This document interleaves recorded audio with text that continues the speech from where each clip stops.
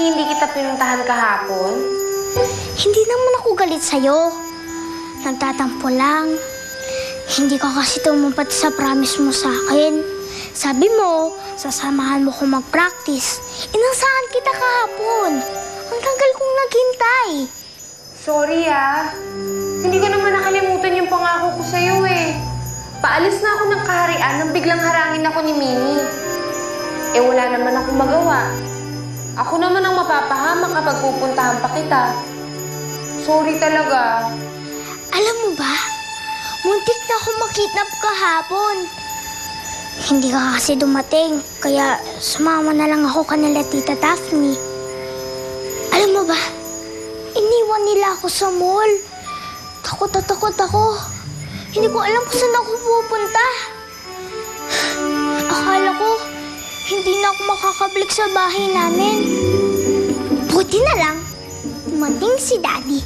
Siya yung nagligtas sa akin. Kahit wala akong pixie na friend, meron pa rin akong Daddy.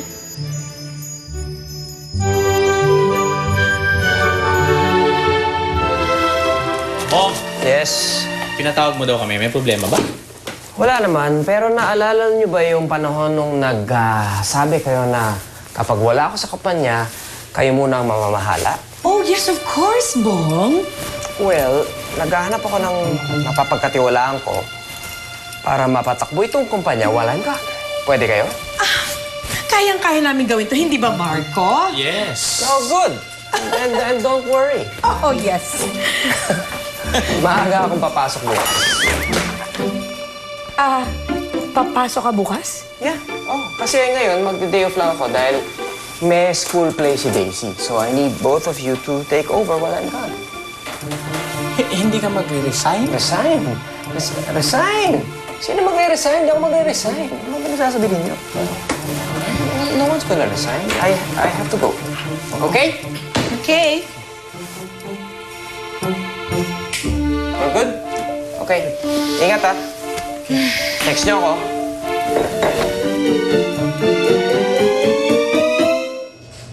One more pose, anak. Good job. Daisy, sama ka.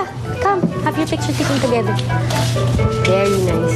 1, 2, 3. O, Daisy, manonood ba ang daddy mo? Opo, Tita. Papunta na po siguro siya eh. Sige, very good.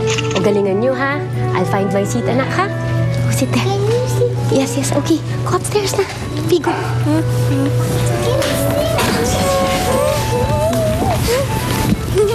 Mimi! Mami!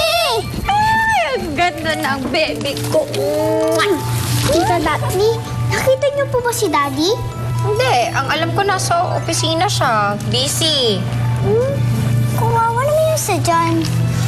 Wala manunod sa kanya. Hindi kasi siya love ng daddy niya. Love ako ng daddy ko. And kung love ka niya, dapat nandito siya.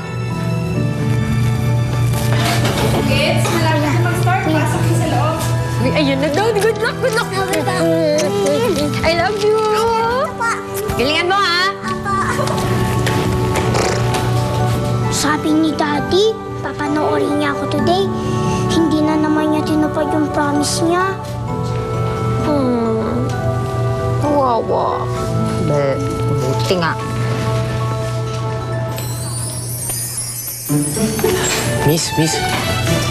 Tapos na ba yung recital? Hindi pa nag-start na show. Ay, hindi pa ba? Daddy! Anak. Ang ganda mo naman. Oh, Hindi ka manonood sa akin today. pwede ba yun? Eh, ikaw ang bida dito. O sige na. Galingan mo, ha?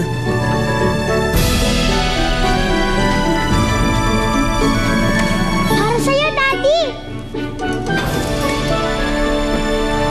First of all, gusto kong magpasalamat sa lahat ng parents for coming today. Huwag na nating patagalin pa. Ladies and gentlemen, let's all watch The Butterfly in the Garden.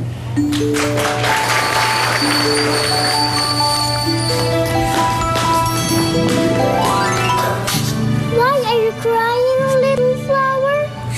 All my friends are flopping because I don't know how to dance. Don't worry, I will teach how to dance.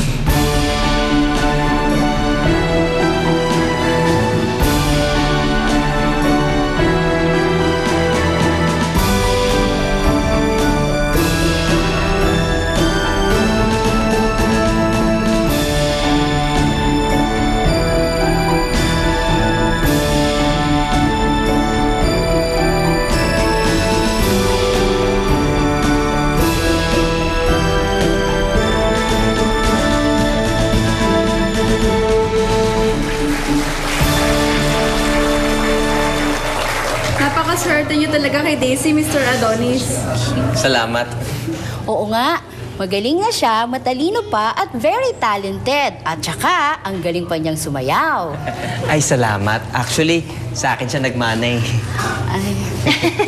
Alam niyo, actually, ito si Lily. Tinuruan ko ng dance step to eh. Kaya lang baka masapawan yung... Ay, pamangkin ko rin naman yan si Daisy, di ba? Pero kung makikita niyo kung paano sumayaw yung anak ko, talagang magmamanghang-mangha kayo. Hawakan mo to, baby. Ganito yun yung tinuro ko sa kanya, ha? Yan! Ganyan! Woo! Ganyan! Ganun! Naku, sayang talaga! Galing naman pala ni Lily. Dapat siya na lang naging bida sa play.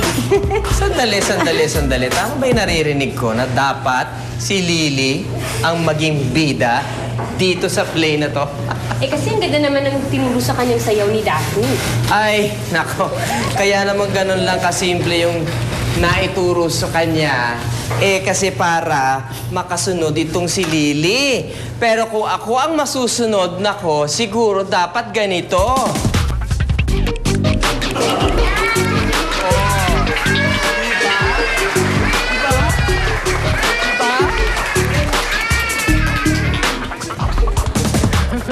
Oy, Bong! Sandali! Alam mo ba? May part 2 pa yan, Bong eh! Ganito yun, no?